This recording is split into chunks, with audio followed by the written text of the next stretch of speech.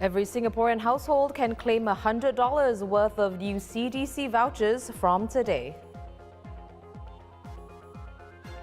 Team Singapore win their first gold medal of the SEA Games in Hanoi in Pencak Silat. Back to the office. After 2 years of working from home, we have tips to help you adjust.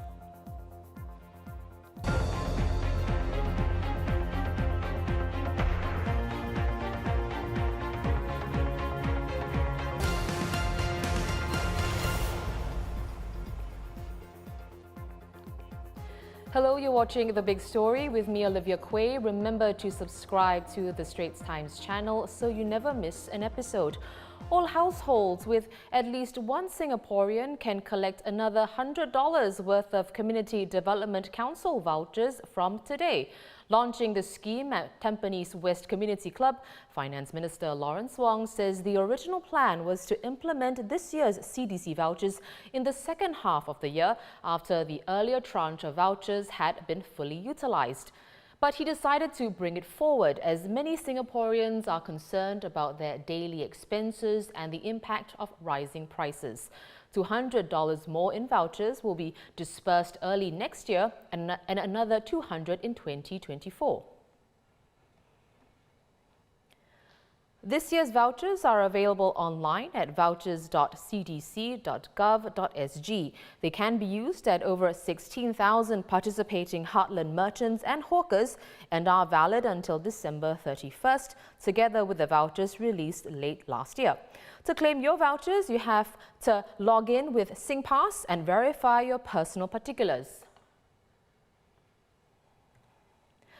Singapore has its first gold medal at the ongoing SEA Games in Hanoi thanks to Silat exponent Iqbal Abdul Rahman with his victory over Thailand in the men's artistic singles final.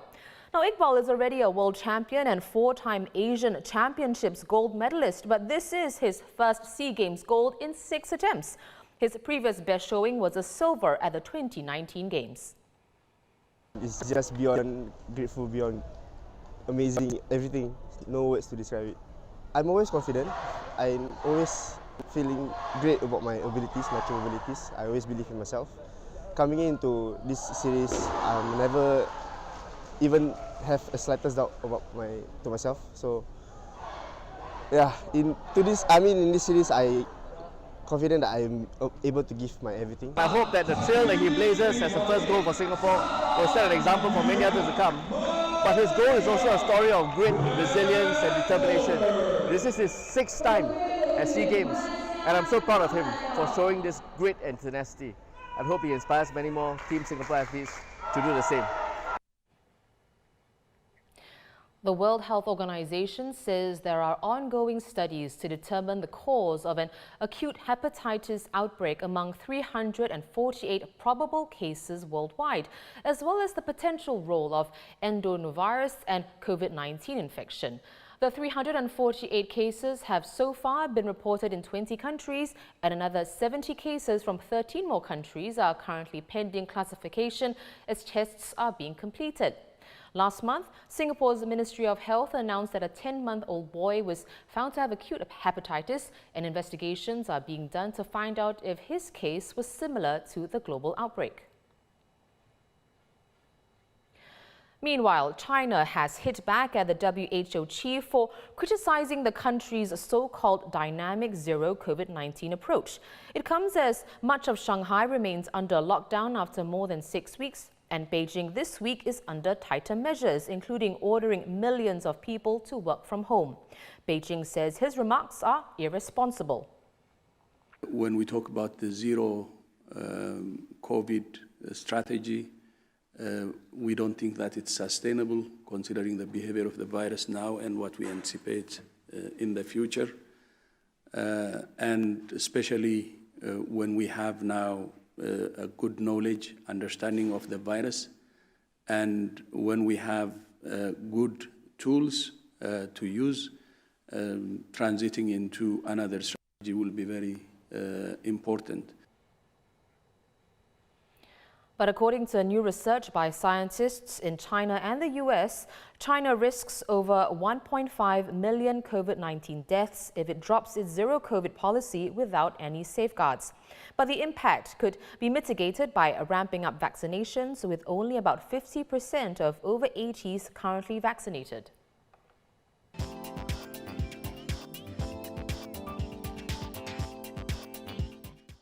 After almost 2 years of mostly working from home, more employees are starting to go back to the workplace as COVID-19 rules are relaxed.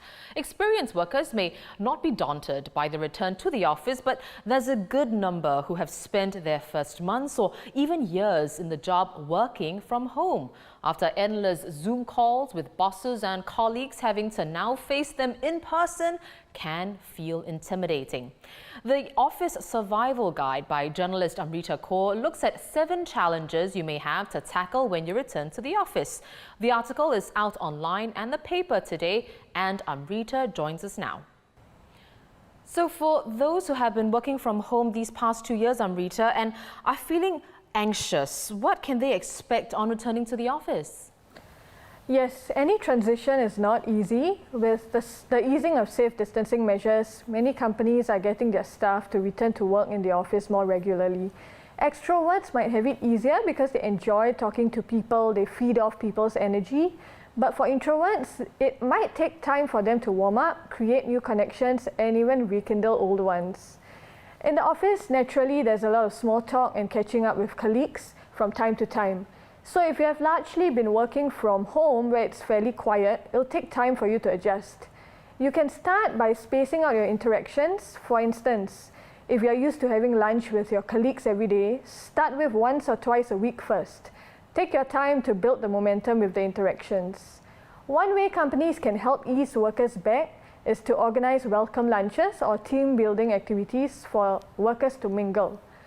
Another common transition workers have to make now is to focus on work with distractions in the office. Again, if you have been working in a fairly quiet space at home and now you have to deal with colleagues speaking often and loudly near your desk, it can be quite a pain. If your office has different spaces like a library, quiet room or a meeting room for you to work from, choose the right one for the work you're doing. Alternatively, you can also ask your colleagues to lower their volume or move to another spot such as a meeting room or a pantry. You might also want to try using headphones to block out the noise, but use them in moderation because you don't want to be seen as an antisocial person. Well, Amrita, you raised another interesting point in your piece that remote working has changed the dynamics of how colleagues interact. So does returning to the office also mean the return of office gossip and backstabbing? It is a classic hazard of office life. No one wants to be the target of gossip. It can cause feelings of shame, embarrassment, and low self-esteem. So it's important to keep an objective mind when dealing with workplace conflicts. If you find yourself to be spoken about and the accusations are untrue or harmful to your career, bring it up to your boss or the human resource team. You can also choose to confront the gossiper and highlight that you would like to keep things professional and respectful in the workplace. On the flip side, you can ignore the gossiper and refuse to be drawn into the negativity. For those listening to the gossip, understand the difference between valid information and gossip. Nip the conversation in the bud and don't fuel the gossip or backstabbing fire. Alternatively, turn it back on the gossiper and ask them what is the intent and outcome of the conversation. Don't attack the person in question, but rather raise the concern of negativity in the workplace and your hope for a healthy workplace environment.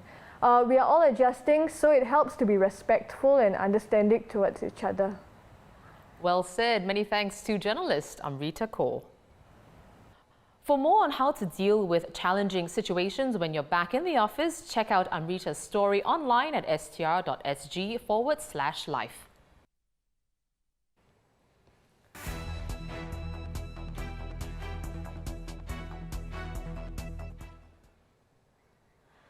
A quick look at today's other headlines. The Bentley driver who allegedly endangered a security guard's safety outside Red Swastika School was charged with 1 count of causing hurt by performing a rash act.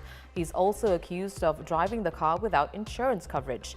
Meanwhile, his son, who owned the Bentley at that time, was charged with 1 count each of altering its license plate number and allowing his father to use the car without insurance coverage.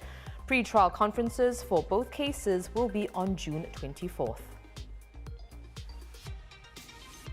According to the latest update from the Immigration and Checkpoints Authority, if you're applying for a new Singapore passport, the wait is now at least 6 weeks due to overwhelming applications. Now, just last month, the waiting time was about 4 weeks. And it's time to say goodbye to the iPod because after 20 years, Apple is discontinuing the device. The iPod Touch, which is the only version still being sold, will be available while stocks last.